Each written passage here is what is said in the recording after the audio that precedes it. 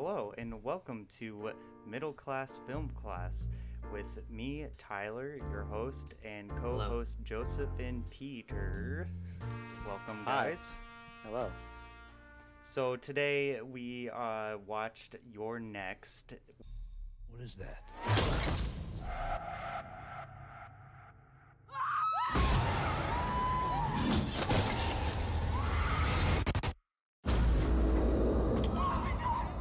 Get away from the window! What is happening? I don't see anyone. Peter, this was your idea to watch this, so why don't you tell us about You're Next? So, I like Your Next a lot. It's a pretty recent in terms of, history of mankind, but 9 years ago, where it's released officially, 2011. It was released in the Toronto International Film Festival, I believe, picked up by some production company, Handway Films Production, and released originally theatrically in America in 2013. Really fun movie. The thing that I keep thinking it back to whenever I think about this movie is great sound design. The score was awesome. Sound effects themselves were awesome. And there was a lot of realism in kind of a fun movie that you don't really see in kind of a suspense home invasion slasher thriller. So a lot of campy sort of cliche stuff in that sort of genre. And in this movie, I feel like there was a lot of really good like humanizing moments that made it feel very real and less like cheeseball than a lot of those. So really enjoyed this movie, and it's kind of my on my top list for pull out of the back pocket when someone says, "Hey, you seen any good movies lately?" And you just go, "Oh yeah, if you want to see something good, You're Next, not streaming on anything readily available right now, but $2 rental on PlayStation Store or YouTube, and you can get yourself a fun kind of a suspenseful slasher-esque home invasion movie that's not too heavy." So the director of You're Next was Adam Wingard, who also directed The Guest. His previous directing features were VHS, VHS2, and ABCs of Horror. So that kind of gives you an idea of the tone that you're going to get when you watch it. Well, you can kind of tell that it was as well based on the shot compositions of this movie. You're Next, it was the film technicalities of it were really good. And you can tell that the director that directed this was very about the droning kind of shots. Although I would have to say the soundtrack was kind of weird in the beginning, especially when the husband, he goes into the house, and because his wife is saying, "Oh, there's someone up there." And it would almost seem kind of like whimsical background music for a second there. Like the person who was editing was like, "Oh yeah, this is a scary part." That's weird. I didn't really feel that way too much, but I know that for me it didn't really kick into that. Like what the music that stuck with me was that kind of synth, high energy synth droning music when it reveals that our main character girl is kind of a badass. Yeah. And Yeah, I would say like in the second half of the movie, like the music gets really good. Like I did notice that. I was really into it. It kind of it was really like a pseudo retro wave kind of sound where much like in Stranger Things where they do like that 80s like sauce and I picked up a lot of Stranger Things too, with which over was reverb. A lot of many years before this, but when you watch it's hard to not think of that when you're listening to that soundtrack, for sure. Yeah. And really, You're Next is kind of like the last of a generation of kind of horror movies, because the way it's kind of marketed is kind of like those mid-2000s slashers that would come out like straight to DVD, like it didn't like you would watch it and these shots are like, oh wow, these are really enjoyable shots. Like there's really great cinematography that you wouldn't expect from a movie called You're Next. You know what? On that topic of the title, kind of a cheesy title, which I really liked. I have kind of an obsession with people saying or writing the name of the movie in the movie, and this for me one of the earliest times that they say or write the name of the movie in the movie. Oh yeah. Probably about 2 minutes. Yeah, about two. Yeah, the titular line. And I was watching it by myself last night in preparation for this, and I have no one to look at and go, oh, 2 minutes 30 seconds. That's a personal best. You're an editor, Joseph. What did you think about the technical aspects of I thought they were pretty this good. movie? The sound effects is what really stood out to me. A lot of like the things being pulled out of bodies or being stabbed into bodies. It's the impact is kind of what made me wince a little bit a lot of the times. And I thought that was really well executed. As far as like editing in general, it was a pretty base cut movie from beginning to end. There wasn't like a lot of like going back and forth from like flashbacks or anything like that. It was just pretty straightforward editing as far as that goes. Some of the shots with the home invaders in certain scenes were really like it was almost like computer desktop background shots, you know what I mean? Like it's almost like they paused like when the camera was on them in a certain way. They were just like, yeah, look at me, I look brutal, I look edgy. Look at this lamb mask, isn't this scary? Yeah, like they were shooting it for stills later on or something. That's pretty funny to think about. There's some good. I mean, there is some good shots. I'm not a huge fan of slow motion in parts of movies that are supposed to be dramatic, like they're force feeding you the fact that this is seen as dramatic. But I really did like the slow motion scenes. They kind of dragged out because it really was like the first one where our main character, the main home invader that gets in to the house, and she is staring up at him, and her face is full of emotion and kind of frightened deer in the headlights look, and he's just got this lamb mask or tiger mask or whatever the hell it is, and it's legitimately creepy, and you're like, oh shit, she's about to get axed or something. Yeah, I like that. I like that little part. bit. There was some foreshadowing bits that I was like, oh, this is planted now, so I better wait for this for later. Like what? Like when she ties up the axe in front of the door, the nails Oh, yeah. below the window, and a lot of the time when there were moments in the movie where I was like, this is reverse Home Alone, like when the invaders showed up, I was like, they're keeping all these people in the house, and then later in the movie it kind of turns into Home Alone when the girl starts setting these traps. I was like, this is just a brutal Home Alone. This is Home Alone R-rated.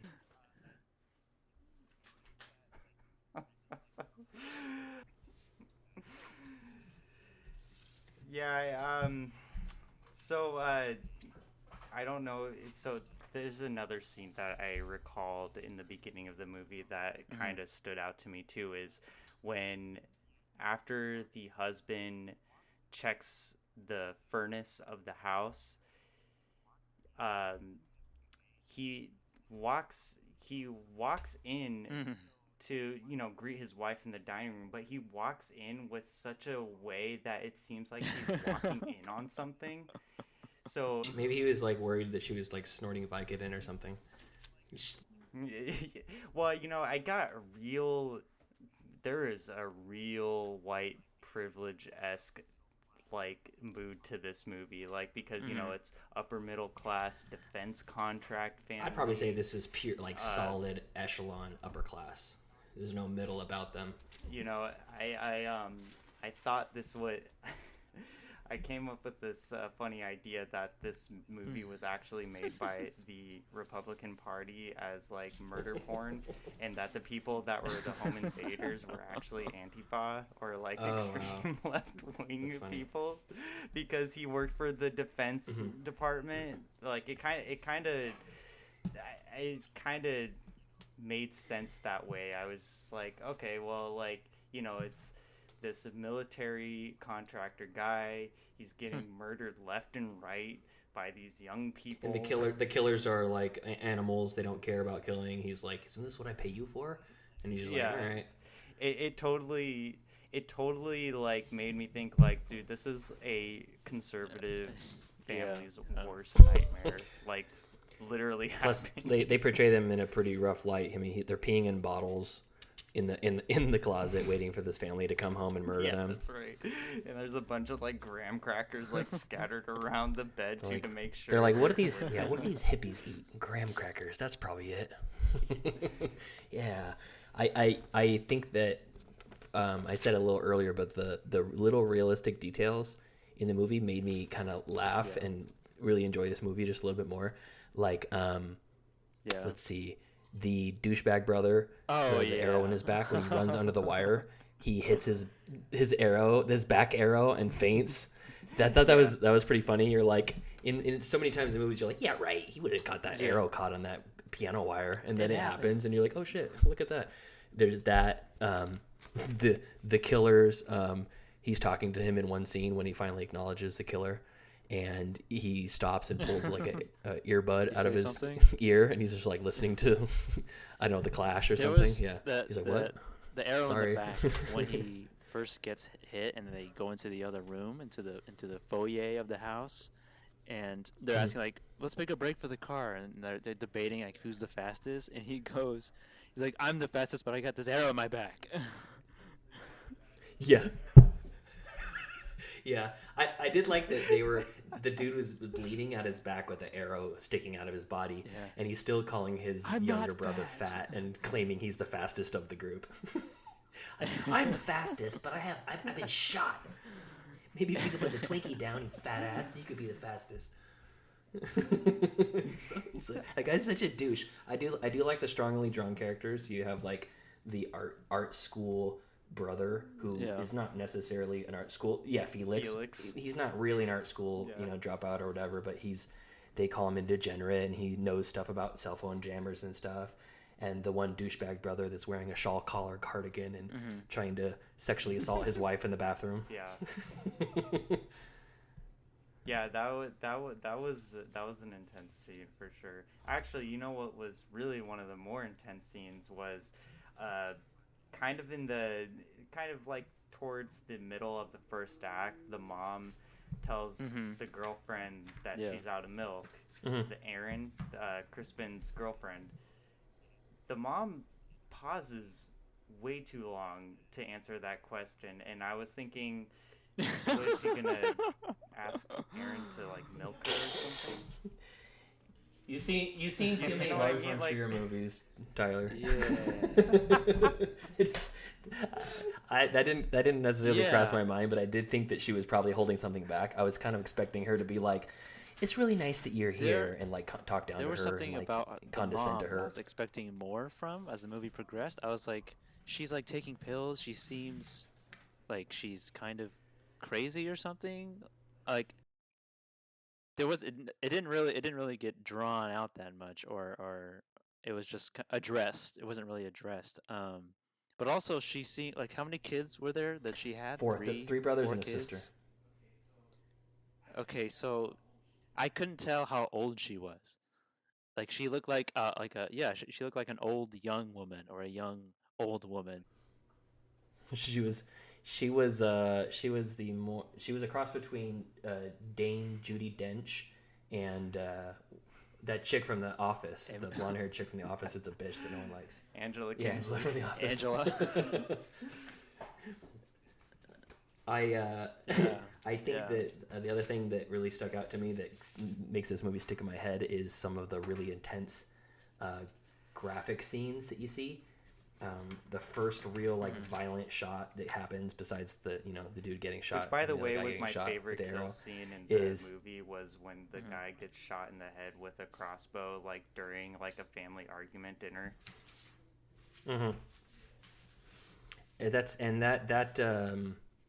The actor that plays him, Ty Sheridan, Ty something. he's another director of kind of like B horror sort of stuff too.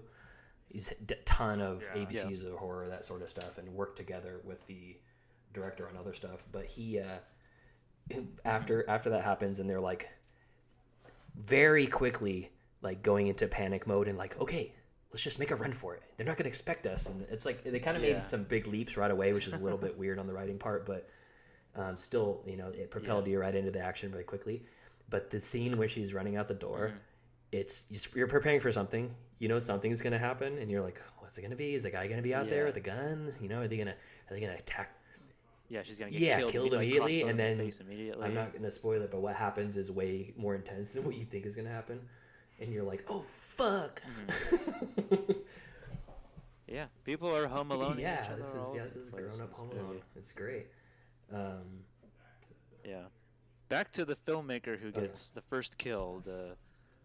I love the little interaction when he tells everybody that he's a filmmaker, and he's like, I made a documentary and it played at an underground film festival in Chicago or something, and they're like, what's an underground film? They show the festival? movies underground.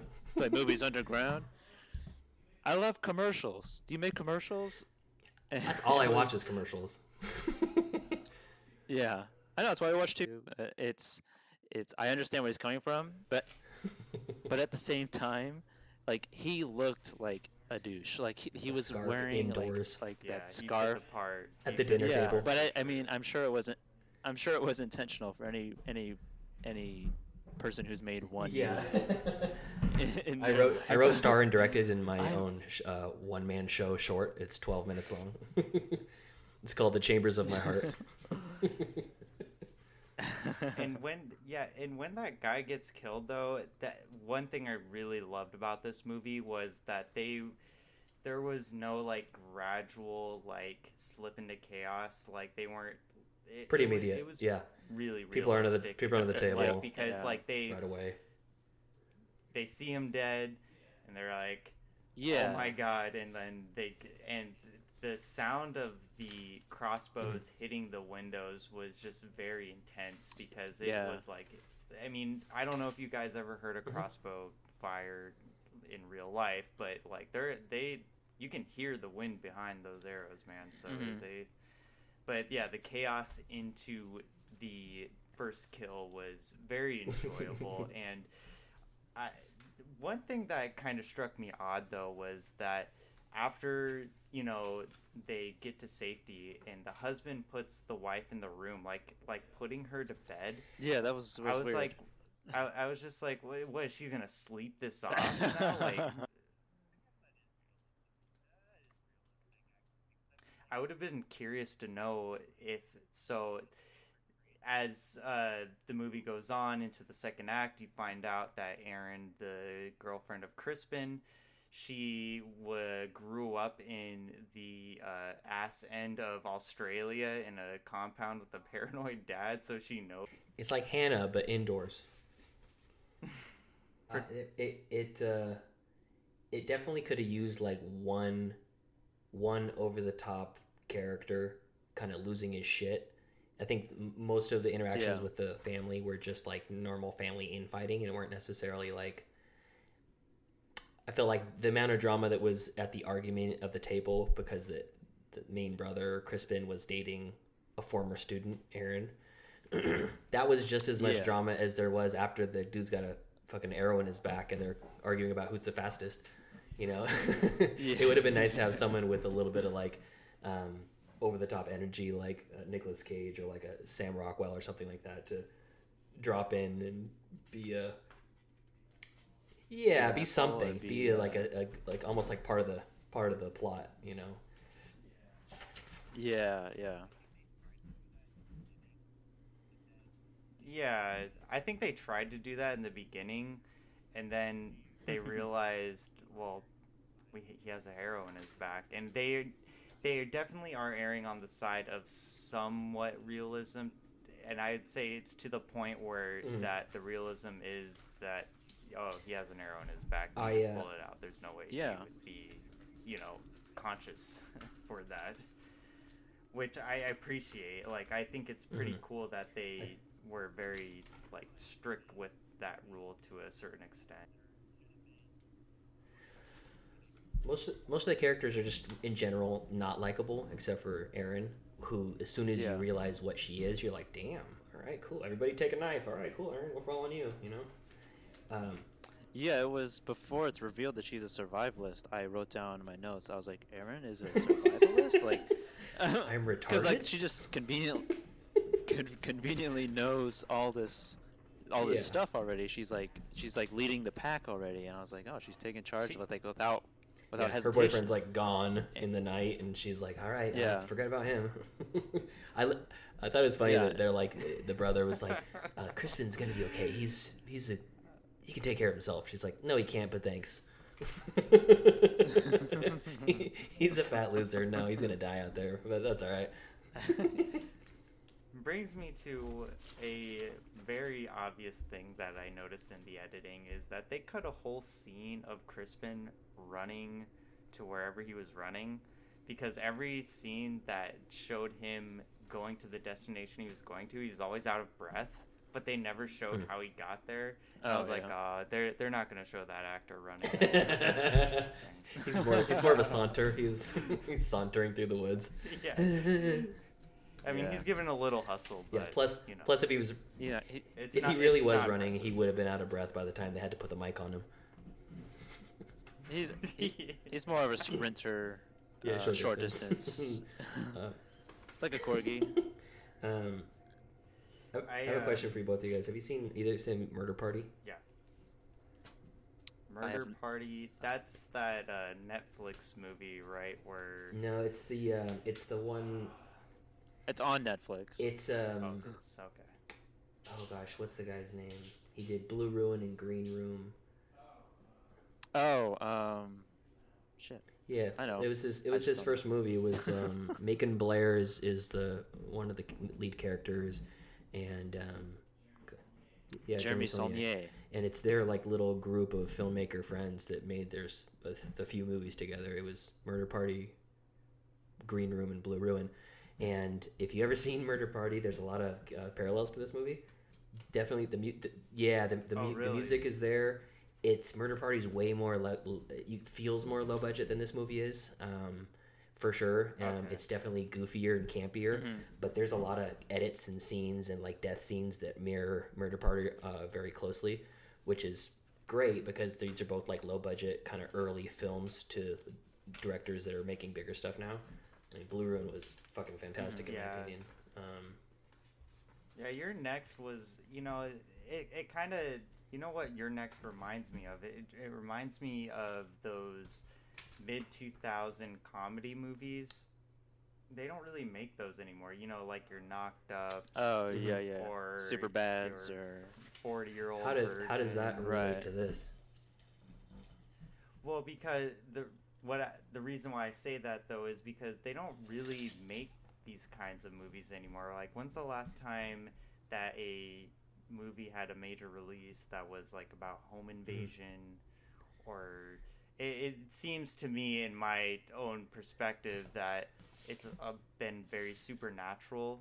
That's what's been like in the forefront. I think you're forgetting about a little movie called Panic Room with Jared Leto and Jodie Foster. That movie came out.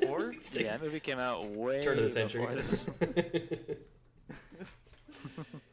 Y2K, And I appreciate the movie for what it is, and I like how they portray a dysfunctional white family very well in this movie too. They're all Vicodin pill popping weirdos, condescending as shit to each other. Yeah, it was very and willing to kill. Very on point. Although I gotta say though, the Aaron's kill scenes though, I like them. I thought they were very well done, but it seemed a little bit out of character though. They were really brutal. The last two kill scenes. Yeah. Yeah, there were those. Yes. Yeah. Those definitely had a early Peter Jackson feel, like a Sam Raimi and Evil Dead feel. Which. Yeah. They're definitely like. It was like the perfect blend of the cheesy slasher and realistic killing, because I mean shove a blender into the top of the guy's head and turn it on. Whoa, spoilers. That's not gonna happen in pivotal plot twist in in real the life. third act. Spoilers. I will say that kitchen scene I wrote in my notes. 2 versus 1 kitchen fight scene is brutal, and it's the best kitchen fight scene since The Dead Alive, which also includes a blender to the head. If you ever seen The Dead Alive, is great. That's true. I wonder if that was. It felt like the same reference? type of movie A or callback? same type of kitchen too, because it had the old school like ceramic oven and Yeah, close quarters. In the end, it did have a very classic slasher schlock to it. And yes. The actual very end, the ending scene, that was really great because it said "You're next" at the The end. door. And I was just I These- at first I was kind of like, well, how are they going to end this movie? Like, how can you end something like this? And then they did it like that. I was very satisfied. when you're talking about the end scene, are you talking about the The like final seconds? of the Okay. movie. Who says and 'Cause it's when the dad gets killed, and like they're just sort of just watching, and then like the dad's like struggling for help. The Felix is like, ugh, get off me! Like I can get on board with any movie too where the protagonist has 6 kills and the killers have 5 kills. Total kill count at the end of the movie is Aaron 6, killers 5. Well, you're next. What a great movie. What a great time. It's a gem. You know, I really like this movie because it's a movie that you can put on in the background with a group of friends where it's 5 out of not 7. terribly boring when no one's talking. It's engaging. So, Joseph, Peter, would you recommend You're Next? Yeah, it's a good solid horror slasher movie that I think most people would enjoy. Yeah, solid. And if this movie really piqued your interest, give a watch to The Guest, same writer director duo. It was I think 2016 or so. Really solid, in the same vein, kind of same suspense feeling. And Stoker, which I mentioned earlier, totally different movie, but still a great watch. And it's got the Nordstrom's version of Felix in it, Matthew Good. I would say Tuesday night horror movie. Your Next is a good movie to fall asleep before you wake up the next morning. Yeah. It's a good night movie. Well, that's all the time we have, you guys. Catch you next time on episode 2, where we talk about a movie that we will announce.